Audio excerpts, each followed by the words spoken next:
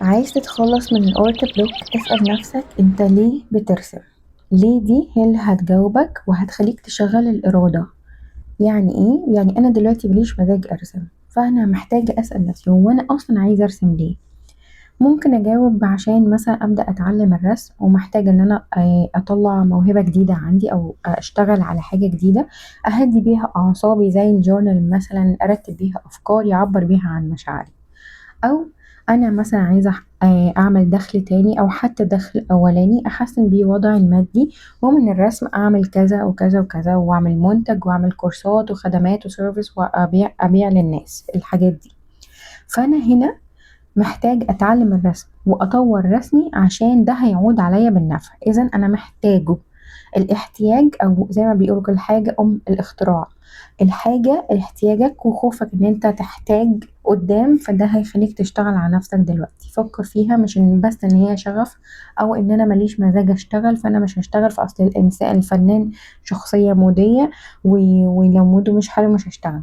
اركنوا القصة دي على جنب شوية لو عايزين تحاولوا فعلا حاجة. كل بقى ما وضعك المادي بقى أفضل، كل ما إحساسك بالرسم خلاك تتبسط أكتر وتساعد نفسك أكتر وتبقى في مود أحسن. وده هيخليك أنت كمان بعد ما تحقق دخل مادي كويس وتحقق حاجة كويسة من موهبتك دي، هتلاقي نفسك عايز تساعد الناس زي ما الرسم ساعدك. وده كمان هيخليك تفتح باب جديد أو تخلي كده لمبة جديدة أو سبوت لايت يحصل على فكرة جديدة تخليك تشتغل عليها وتحقق منها حاجة كويسة، أو قيمة فنية معنوية مادية whatever. فحاولوا شوية ان الارت بلوك ما يكونش مسيطر، ومش لازم نشوف الفنان ان هو قاعد في اضاءة خافتة وعنده جنبه كده مج القهوة اللذيذ الحلو الامور ده وميوزك هادية.